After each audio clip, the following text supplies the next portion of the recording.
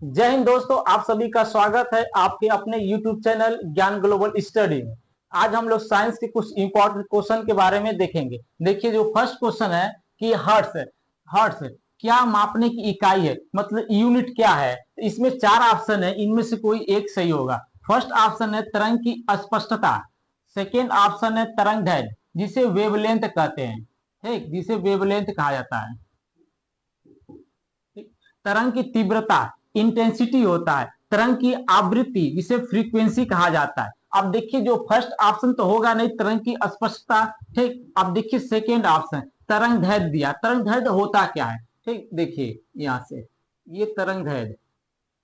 ठीक, तो आप इसमें से कोई भी जो ऊपर है इसे हम श्रृंग कहते हैं। ठीक, नीचे वाले को गर्त कहते हैं। समझा? तो किसी दो श्रृंग के बीच में, जैसे ये गर्त श्रृंग के बीच में, ठीक, लेमडा, ठीक, इसको हम कहेंगे वेवलेंथ। ठीक, तरंग दैर्ध्य। या तो आप श्रृंग के श्रृंग जाइए, या तो गर्त से गर्त, या तो इसके बीच में। ठीक, किसी दो पॉइंट पर आप ले सकते हैं, या तो यहां से यहां तक भी ले सकते हैं। समझ में आया कि नहीं? तो ये क्या आप किससे नापेंगे? ये तो नापेंगे आप मीटर से, सेंटीमीटर से। तो ये तो होगा नहीं हर्ट्ज। ठीक, ये नहीं होगा। अब आता है तरंग की तीव्रता। तरंग की तीव्रता इंटेंसिटी क्या होता है? देखिए, जैसे यही वेवलेंथ है। ठीक, तो ये क्या है? इसे बोलते हैं ए एम्पलीट्यूड बोलते हैं। समझ में? तो अब ये एम्पलीट्यूड अगर बढ़ेगा, ठीक, तो हमारा साउंड क्या बढ़ जाएगा।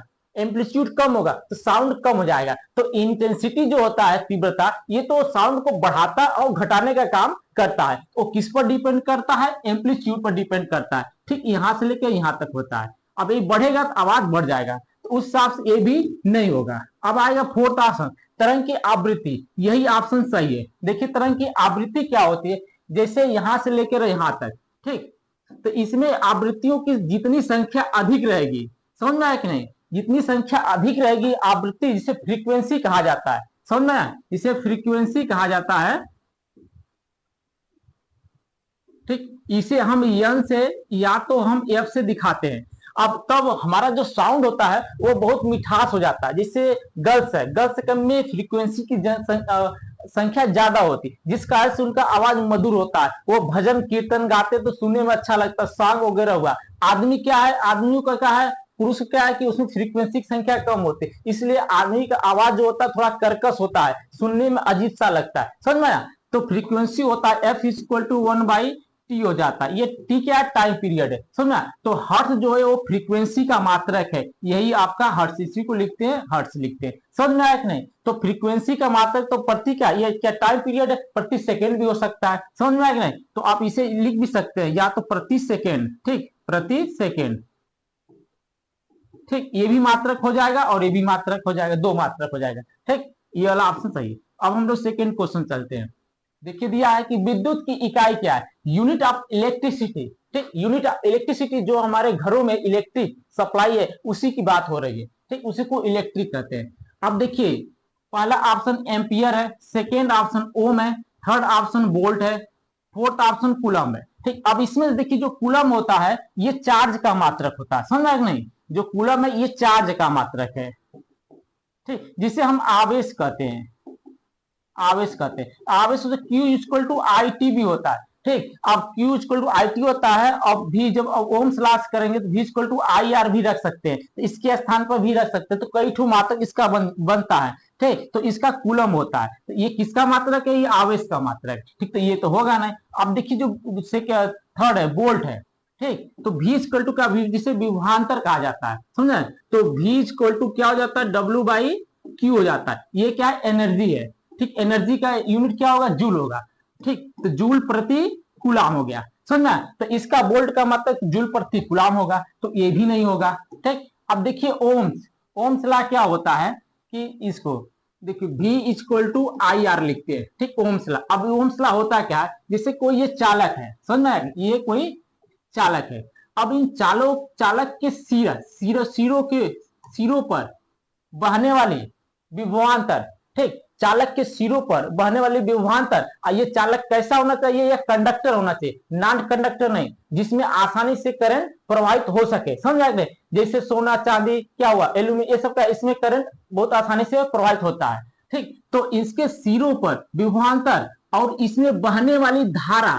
ठीक, इसमें बहने वाली धारा के समानुपाती हो जाता है, तो V is proportional to I हो जाता है। तो V प्रोपोर्शनल घटाएंगे तो I R, R क्या हमारा कांस्टेंट, यही हमारा रेजिस्टेंस कहलाता है। ठीक, अब रेजिस्टेंस लिखेंगे तो V equal to V by I हो गया। तो V क्या है हमारा यहाँ पर वोल्टेज है। ठीक, तो वोल्ट प्रति एम्पियर, वोल्ट प्रति एम्पियर हो जाएगा, धारा है।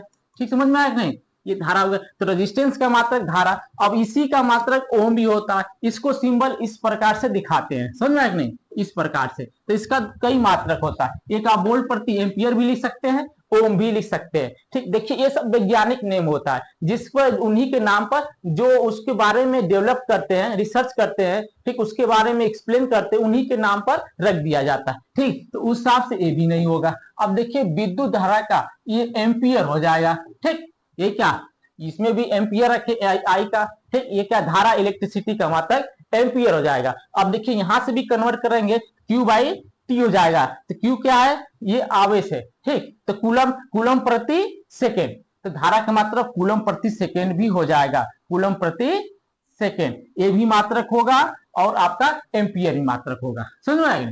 ठीक, ये ऑप्शन सही हो गया। अब नेक्स्ट क्वेश्चन देखते हैं। देखिए लेंस की शक्ति क्षमता की इकाई क्या होती है, हमें एसआई देखना। एसआई मतलब इंटरनेशनल सिस्टम। ठीक, और एक होता है एमकेएस पद्धति, वो भी एसआई में कहलाता है। एक होता है सीजीएस पद्धति, तो एमकेएस पद्धति में देखना है। What is the unit of lens power. ठीक, आप केवल ये नहीं देखिए केवल पावर, पावर आपको नहीं देखना, आपको यहां से लेके यहां तक पूरा देखना है। ठीक, क्योंकि पावर आप देखेंगे तो वाट होता है, तो पावर गलत हो जाएगा। आप पूरा लेंस की क्षमता देखेंगे। ठीक, लेंस की क्षमता या शक्ति देखेंगे। अब देखिए यहाँ पर जो मीटर है, मीटर तो होगा नहीं क्योंकि ये लंबाई का मात्रक है। ठीक, ये तो लंबाई का है, ये तो उसी तरह कैंसिल हो गया। ठीक, अब देखिए क्वेश्चन जो भी आप किया करिए ना, तो उसे एलिमिनेशन मेथड द्वारा किया करिए, आपको क्वेश्चन वैसे ही 50% सॉल्व हो जाता है। तो ऐसा नहीं कि पहला ऑप्शन जो हम पहला ऑप्शन देखें, जो उसमें से देखिए नहीं है उसको पहले साइड करिए, ऑप्शन को आप कम करिए। 4 ऑप्शन है, उसमें से 2 अगर ऑप्शन कम कर देंगे, 2 ही में से आपको ऑप्शन देखना रहेगा। ठीक, आपको आसानी हो जाएगा। अब देखिए जो आफ्टर होता है, आफ्टर कोई किसी का मात्रक नहीं होता है, समझ में आएगा, आफ्टर नहीं होता है। अब देखिए वाट। ठीक, वाट क्या है, वाट क्या पावर है, P equal to W by T होता है। ठीक, टी क्या है और डब्ल्यू क्या है हमारा वर्क है, इसका मात्रक क्या लिखेंगे जूल। ठीक, जूल प्रति सेकेंड। ठीक, इसका मात्रक तो जूल प्रति सेकेंड होता है, ठीक, इसी को वाट बोलते हैं। ये तो पावर का मात्रक है, तो ये भी नहीं होगा। कौन सा ऑप्शन, तीसरा, जिसे हम डायोप्टर कहते हैं। ठीक, डायोप्टर को देखिए लेंस की क्षमता के लिए डी से दिखाते हैं। ठीक, डी इक्वल टू 1/f होता है। एफ क्या फोकस लेंस होता है, ये फोकस लेंस आपका सेंटीमीटर में है। ठीक, तो डायोप्टर नाम के वैज्ञानिक थे जिन्होंने पावर लेंस की क्षमता के बारे में एक्सप्लेन किया था, उन्हीं के नाम पर डायोप्टर रख दिया गया है। इसलिए लेंस की जो क्षमता होगा वो डायोप्टर होगा। ठीक, इसी को लिखते हैं डायोप्टर। और इसका मात्रक ये भी हो गया हो जाएगा, आप लिख सकते हैं प्रति सेंटीमीटर। ठीक, प्रति सेंटीमीटर, या तो आप इसको से अगर फोकस हमारा सेंटीमीटर में दिया सेंटीमीटर में लिखेंगे, अगर मीटर में दिया तो मीटर में। अब मीटर में कैसे लिखेंगे, देखिए एफ, ये सेंटीमीटर है तो इसे आप 100 से डिवाइड कर देंगे, ये मीटर में कन्वर्ट हो गया। ठीक, अरे जैसे 10 सेंटीमीटर है तो हम इस मीटर में कन्वर्ट करेंगे, 100 से डिवाइड कर देंगे तो ये क्या हो जाएगा, मीटर में हो जाएगा। समझ आएगा नहीं, उसी प्रकार से अभी चला जाएगा ऊपर तो हो जाएगा 100/f, ये क्या मीटर में हो जाएगा। समझ आएगा नहीं, तो अगर फोकस लेंस मीटर में दिया तो आप मीटर में लेंगे। ठीक, ये लाइट चैप्टर से है तो मीटर हो जाएगा। अब इसका क्या होगा, प्रति मीटर। ठीक, इसका प्रति मीटर, प्रति सेंटीमीटर। ठीक, ये सीजीएस पद्धति में, ये एमकेएस पद्धति में। ठीक, ये एमकेएस पद्धति है। ठीक, ये सीजीएस पद्धति में। समझ में आया कि नहीं, इसका कितने मात्रा, तो लेंस की क्षमता अगर आपको प्रति सेंटीमीटर दिए तो भी सही है, प्रति मीटर दिया तो भी सही है, डायोप्टर दे दिया तो भी सही है। ठीक, देखिए एक क्वेश्चन आप देखते हैं, इसमें आप 4 के चारों ऑप्शन देख लेते हैं, आपका 4 क्वेश्चन तैयार हो जाता है। ठीक, 10 क्वेश्चन कराते हैं उसमें आपका 40 क्वेश्चन तैयार हो जाता है लगभग। ठीक, ये आपका बहुत इंपॉर्टेंट है, जो पुलिस में इसमें वैकेंसी आई हुई है, एग्जाम होने वाला, उसमें क्वेश्चन बहुत ज्यादा इंपॉर्टेंट है। ठीक, जो पूछा जाता है। अब ये सिर्फ क्वेश्चन देखिए चेंजेबल नहीं होता है। ठीक, ये हमेशा क्वेश्चन पूछता है, सब इंपॉर्टेंट क्वेश्चन किसी न किसी एग्जाम में पुट किया हुआ है।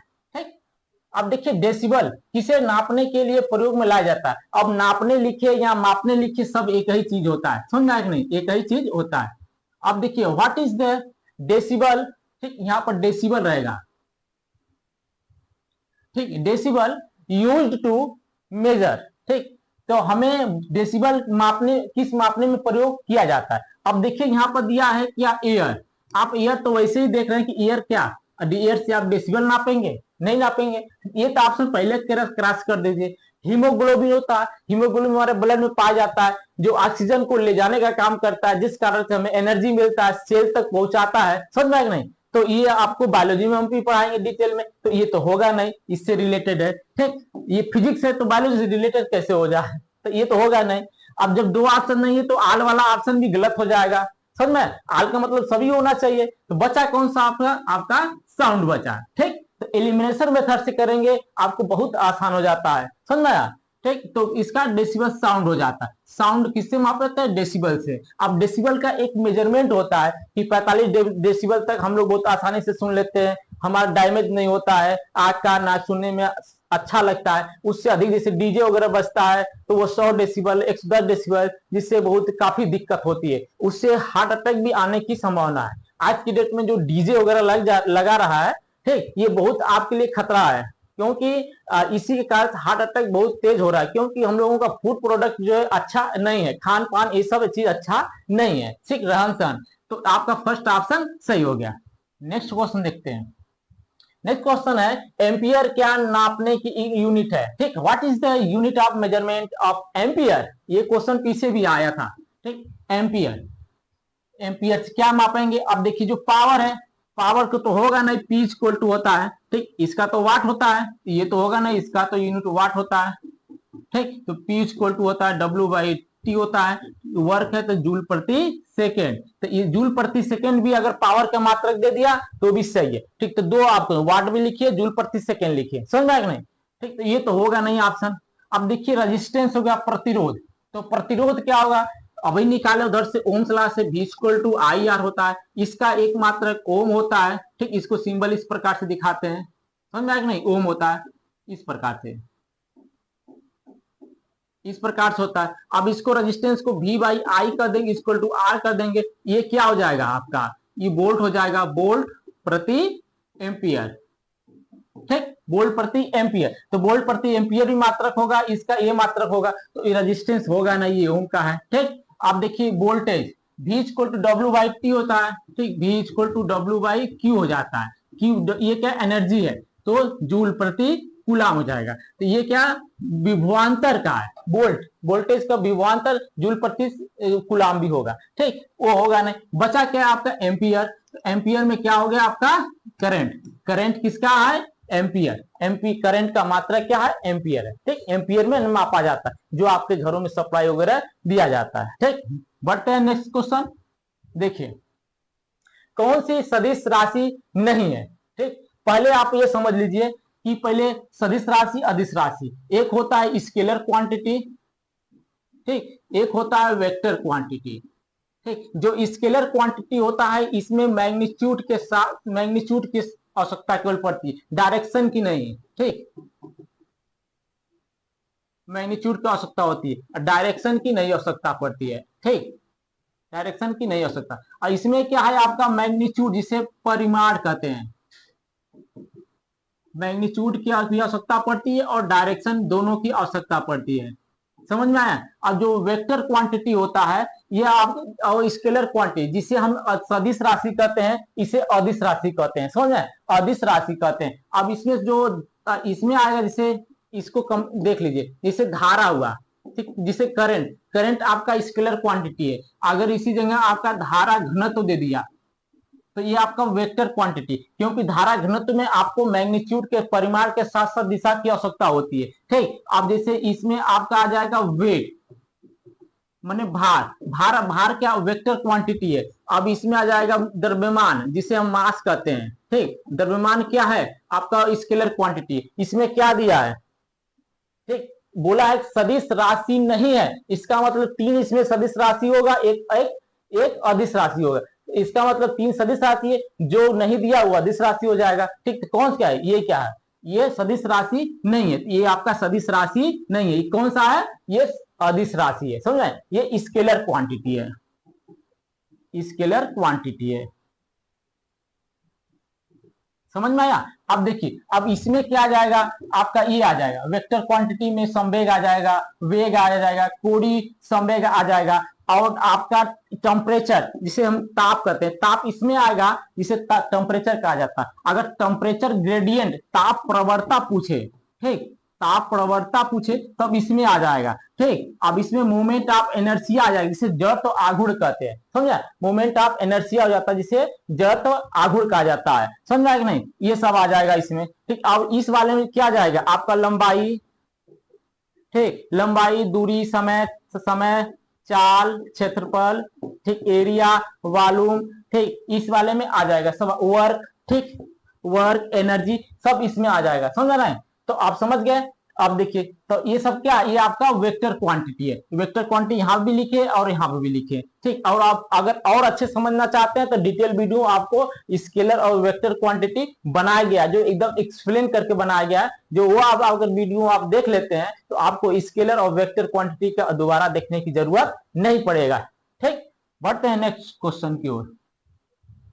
यहाँ की अदिश राशि स्केलर क्वांटिटी है, अभी उधर बताए थे पिछली वीडियो में, ठीक। अदिश राशि इसमें से कौन सा है, ठीक। आप देखिए दिया ऊर्जा, बल, संवेग जिसे मोमेंटम कहते हैं। अभी यहाँ पर देखिए क्या लिखे थे, यहाँ पर लिखे थे वर्क, एनर्जी, एनर्जी दिए लिखे थे। बाकी ये सब क्या है, वेक्टर क्वांटिटी है, तो यहाँ पर क्या दिया है, एनर्जी दे दिया है, ठीक। यहाँ पर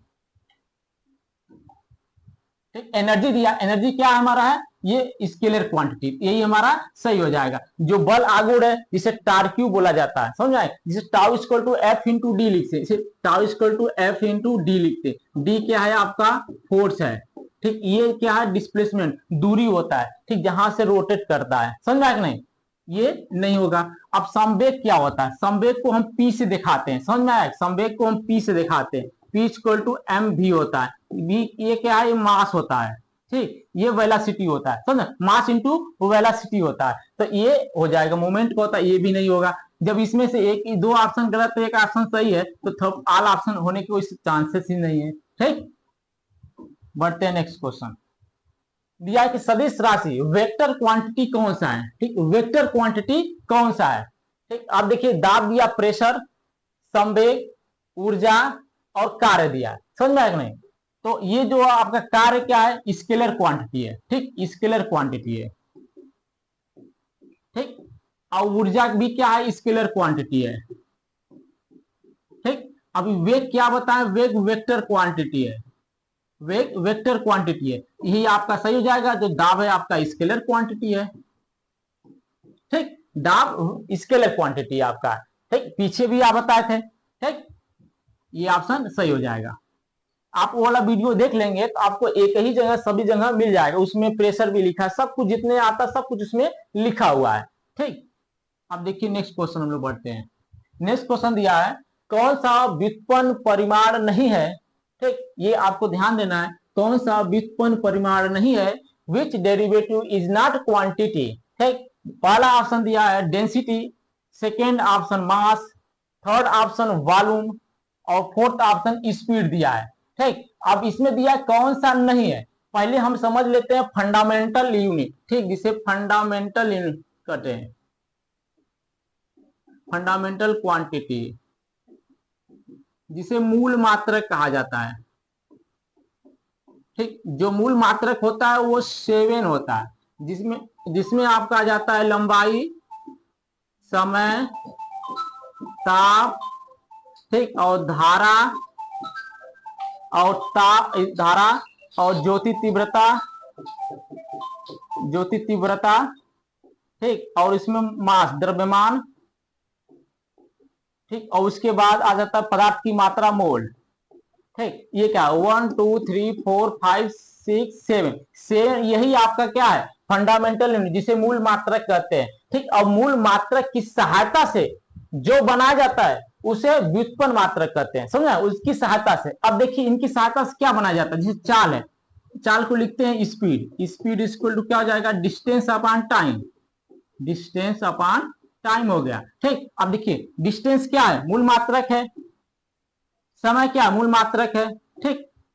तो जो मूल मात्रक की सहायता से बनाया जाता है उसे व्युत्पन्न मात्रक कहते हैं। इसका मतलब ये नहीं होगा।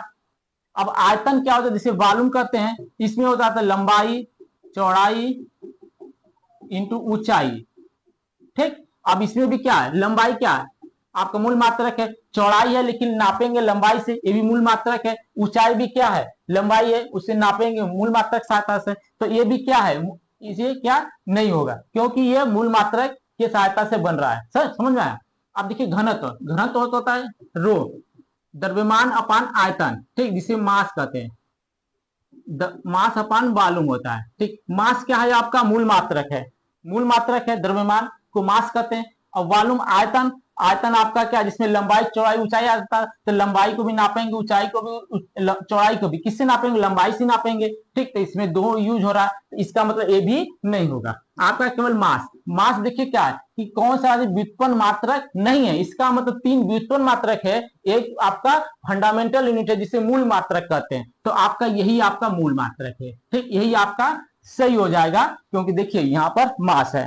ठीक, मूल मात्रक है। अगर क्वेश्चन आपसे पूछ दे कि इनमें से कौन सा मूल मात्रक है, ठीक, तो ये आपका दिया रहेगा समझ, मूल मात्रक है, ये आपका सही हो जाएगा। तो क्वेश्चन को देखिए खाली घुमा कर पूछ दिया, अगर इसी क्वेश्चन को पूछ दे इसमें से कौन सा मूल मात्रक है, तो आपका ये भी ऑप्शन सही हो जाएगा।